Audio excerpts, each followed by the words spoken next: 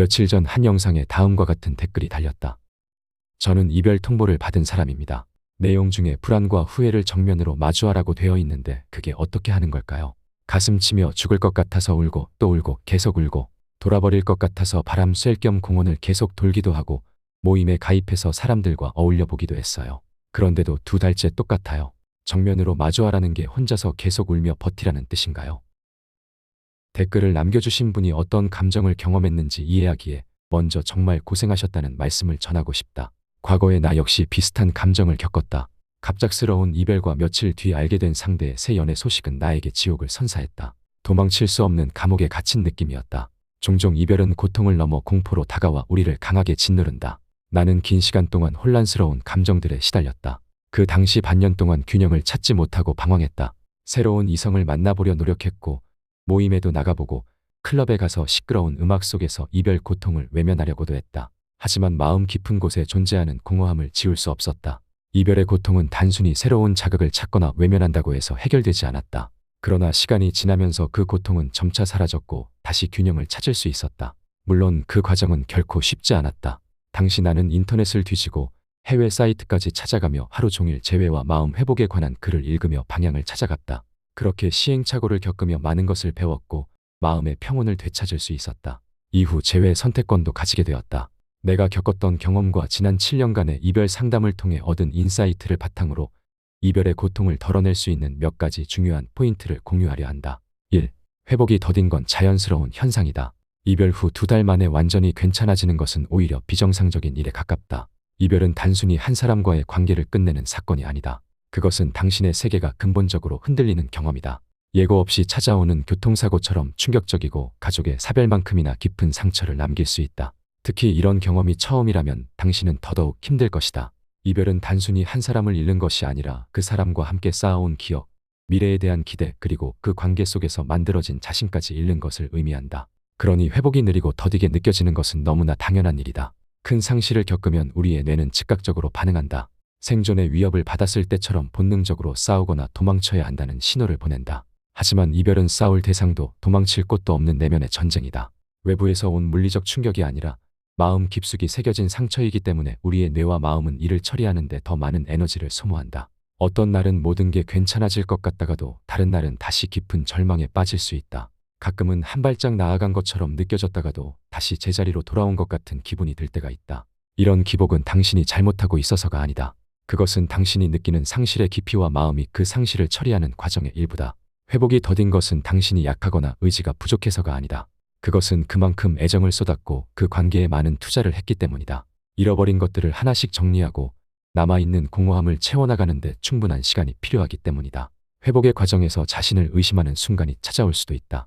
내가 뭔가 잘못하고 있는 걸까? 라는 생각이 머릿속을 맴돌며 스스로를 부족하게 느낄 수 있다. 하지만 이런 의문조차 자연스러운 감정의 흐름이다. 느린 회복은 당신이 진심으로 사랑했으며 그 관계가 당신에게 얼마나 큰 의미를 가졌는지 보여주는 증거다. 이 과정은 비록 고통스럽지만 당신을 더 단단하게 만들 것이다. 지금의 혼란과 상실감은 새로운 자신을 발견하는 중요한 발판이 될 것이다. 그러니 천천히 나아가도 괜찮다. 한 발짝씩 걸어가다 보면 길의 끝에서 더 강하고 성장한 자신을 마주하게 될 것이다. 2. 회복은 일직선으로 이루어지지 않는다. 회복은 주식 그래프처럼 파동을 그리며 점진적으로 우상향한다. 꽤 괜찮아졌다고 느끼는 날이 있다가도 갑자기 절망에 빠지는 날이 찾아온다. 어떤 날은 울적했다가 또 다른 날은 아무렇지 않은 것처럼 느껴지다가 다시 깊은 슬픔이 몰려오기도 한다. 이런 감정의 오르락내리락은 마치 조울증처럼 느껴질 수 있지만 이 모든 과정은 정상적인 회복의 일부다. 감정은 때로 후퇴하는 것처럼 느껴지기도 하고 처음으로 돌아간 것 같은 착각을 불러일으키기도 한다. 그러나 실제로는 그렇지 않다. 이러한 기복 하나하나가 당신을 조금씩 앞으로 나아가게 하고 있다. 오늘 느끼는 슬픔도 내일의 평온함도 모두 회복의 과정에 포함되어 있다. 이 과정은 신체의 상처가 치유되는 방식과 닮아 있다. 피부가 찢어졌을 때 바로 새살이 돋아나는 것이 아니라 고름이 차고 딱지가 생기며 점진적으로 아물듯이 마음의 상처도 서서히 회복된다. 우리의 몸이 스스로 치유하는 자정 능력을 가진 것처럼 마음도 회복을 향해 끊임없이 움직이고 있다. 내가 의식적으로 노력하지 않아도 시간이 지나면서 우리의 마음은 자연스럽게 치유의 방향으로 나아간다. 어느 날 문득 이제는 괜찮다라고 느껴지는 순간이 찾아오게 된다. 하지만 그 순간은 갑작스럽게 이루어진 것이 아니라 그동안 겪어온 감정의 파동 속에서 점진적으로 쌓인 회복의 결과다. 회복은 느리지만 확실하게 진행된다. 그러니 지금의 기복을 탓하거나 현재의 감정에 휘둘릴 필요는 없다. 당신은 이미 조금씩 나아가고 있다. 매일이 비슷해 보이고 아무것도 달라지지 않는 것처럼 느껴질 수도 있다. 하지만 그 모든 흔들림 속에서도 점점 안정된 방향으로 나아가고 있다. 주식 그래프처럼 잠시 하락하거나 흔들릴지라도 결국 우상향하는 곡선을 그리며 당신의 마음도 서서히 회복될 것이다. 3. 이별로 인해 찾아오는 감정을 이해해야 한다. 감정을 이해하면 고통이 줄어드는 이유는 우리의 뇌가 스트레스와 감정을 처리하는 방식과 관련이 있다. 이별 고통은 뇌가 상황을 위협으로 인식하고 생존 본능으로 반응할 때 발생한다. 감정이 복잡하고 원인을 알 수 없을 때 뇌는 이를 계속해서 경고 신호로 받아들이고 불안을 증폭시킨다. 하지만 우리가 그 감정의 정체를 명확히 이해하고 이름을 붙이게 되면 뇌는 더 이상 그 상황을 막연한 위협으로 인식하지 않는다. 이별 후 찾아오는 6가지 감정을 알아보자. 1. 상실감. 이별은 단순히 한 사람과의 관계를 끝내는 것이 아니다. 그 사람과 함께했던 모든 순간, 추억, 그리고 미래에 대한 기대까지 잃어버리는 경험이다. 상대와 주고받았던 대화, 함께 나눴던 일상, 계획했던 미래는 이제 사라졌다. 상실감은 단지 그 사람만의 부재에서 오는 것이 아니다. 나를 웃게 했던 기억들, 내가 사랑받고 있다는 안정감을 느꼈던 모든 순간이 이제 더 이상 내 것이 아니라는 상실이 더 큰 공허함으로 이어진다. 특히 상실감은 현실적으로 되돌릴 수 없다는 사실을 깨달았을 때 더 깊어진다. 내가 통제할 수 없는 상황 앞에서 무력함을 느끼며 이 상실이 미련으로 바뀐다. 2. 죄책감. 이별 후에는 자주 자신을 탓하게 된다. 내가 더 잘했더라면 이렇게 되지 않았을까? 내가 너무 이기적이었나? 그때 화를 내지 않았다면 달라졌을까? 와 같은 생각이 머리를 떠나지 않는다. 관계에서의 모든 갈등이 마치 나 때문인 것처럼 느껴지고 그러한 자책은 무거운 죄책감으로 변한다. 심지어 상대가 이별을 결정했다 해도 상대의 책임이 더 크더라도 내가 부족했던 게 아닐까라는 생각에 빠져들 수 있다. 이 죄책감은 관계를 되돌리고 싶은 마음으로 이어지며 자신을 더 비난하게 만든다. 상대를 떠나보낸 책임이 나에게 있다는 생각이 이 미련을 더욱 강하게 붙잡는다. 3. 공허함. 관계가 끝나고 나면 상대가 차지했던 시간과 공간은 갑작스러운 공백으로 다가온다. 매일 연락하고 함께 보냈던 시간은 이제 아무것도 남아있지 않다. 특히 함께했던 루틴이 깨질 때 느껴지는 공허함은 더 크다. 예를 들어 매일 밤 나누던 대화가 사라지거나 함께 가던 장소를 혼자 마주하게 될 때 이 공허함은 더욱 극대화된다. 이 공허함은 단지 물리적인 부재뿐만 아니라 심리적으로도 자신이 텅 빈 것 같은 느낌을 준다. 마치 내 인생에서 중요한 퍼즐 조각 하나가 빠져나가 버린 것처럼 느껴진다. 공허함은 상대가 나의 삶에 얼마나 깊이 스며들어 있었는지를 깨닫게 하며 그 사람을 더욱 갈망하게 만든다. 4. 자존감 손상. 이별은 자존감을 무너뜨릴 수 있는 강력한 경험이다. 상대가 떠났다는 사실은 내가 부족한 사람인가라는 생각으로 이어진다. 내가 매력적이지 못했거나 사랑받을 만한 사람이 아니었다는 의심이 자신을 괴롭힌다. 특히 상대가 새로운 사람과 잘 지내는 모습을 보게 되면 이러한 자존감의 손상은 더욱 커진다. 왜 나는 안 되고 저 사람은 될까라는 비교와 함께 스스로의 가치를 의심하는 순간들이 반복된다. 자존감이 무너진 상태에서는 과거의 관계를 이상적으로 생각하기 쉽고 자신을 증명하고 싶다는 욕구가 미련으로 이어진다. 5. 미해결 과제. 이별 후 가장 고통스러운 감정 중 하나는 끝내지 못한 대화와 해결되지 않은 문제들에서 비롯된다.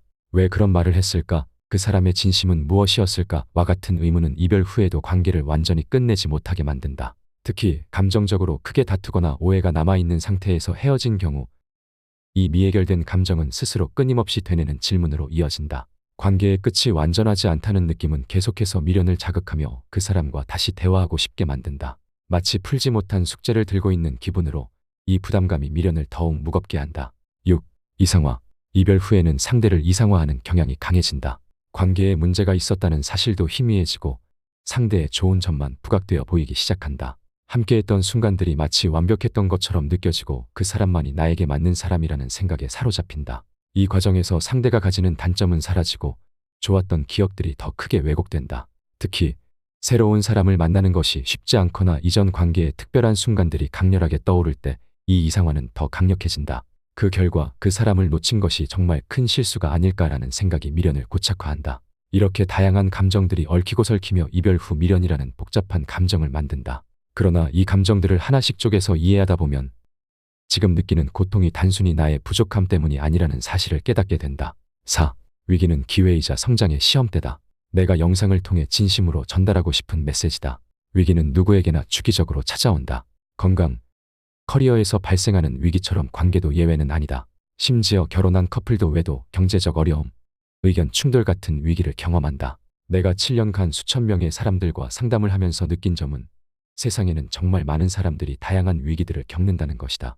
이런 위기들은 때로는 모든 것을 무너뜨릴 것처럼 느껴지지만 사실 우리를 깨부수기 위해 찾아오는 것이 아니라 성장해야 한다는 신호다. 인간은 고통과 역경 속에서 배우고 발전하려는 본능을 가진 존재다. 그래서 위기를 단순히 부정적으로만 받아들이는 대신 이를 자기 단련과 새로운 도약의 기회로 삼아야 한다. 이별은 가장 흔하고도 고통스러운 위기의 한 형태다. 그리고 이런 위기는 우리를 가장 힘들게 만들지만 동시에 가장 많이 배우게 한다. 사실 이별을 통해서만 깨닫게 되는 것들이 있다. 좋은 사람을 선택하는 안목, 관계에서 매력을 유지하고 신뢰를 쌓는 방법, 그리고 자신의 약점이나 문제점을 직시하는 능력은 평온한 관계 속에서는 발견하기 어렵다. 이별은 지나치기 쉬운 단점들을 드러내고 그것을 보완하기 위한 동기를 부여한다. 물론 이 과정은 아프다. 하지만 그 고통은 스스로를 돌아보게 하고 더 나은 관계를 준비할 수 있는 힘을 준다. 또한 이별 후 겪는 감정의 깊이는 우리가 관계를 얼마나 중요하게 여겼는지를 보여주는 지표다. 이는 단순히 실패의 증거가 아니라 우리가 얼마나 진심으로 사랑할 수 있는 사람인지 증명하는 순간이다. 고통은 그 사랑의 무게를 증명하며 결국 그것은 당신이 앞으로 어떤 사람으로 성장할 수 있을지를 말해주는 단서가 된다. 나 역시 이러한 과정을 경험했다. 첫 이별은 환승 이별이었고 감정적으로 큰 상처를 입었다. 상대의 행동이 부당하다고 느껴졌고 그 상황을 받아들이는데 오랜 시간이 걸렸다. 그러나 시간이 지나면서 내 잘못과 부족했던 점을 하나씩 알게 되었다. 나의 말투와 행동, 상대를 대하는 방식, 관계에서의 우선순위를 정하는 태도까지 모든 것을 돌아보고 인정하는 과정은 쉽지 않았다. 하지만 이를 통해 나는 성장할 수 있었고 이후의 관계에서는 같은 실수를 반복하지 않게 되었다. 당시의 고통은 내 삶을 더 나은 방향으로 변화시키는 중요한 전환점이 되었다. 이 경험은 관계를 넘어 다른 삶의 영역에도 적용된다. 예를 들어 나는 주식 투자에서도 비슷한 경험을 했다. 처음에는 경험 부족과 무지로 인해 계좌의 절반이 날아가는 손실을 받고 한동안 우울증과 무기력에 빠져 있었다.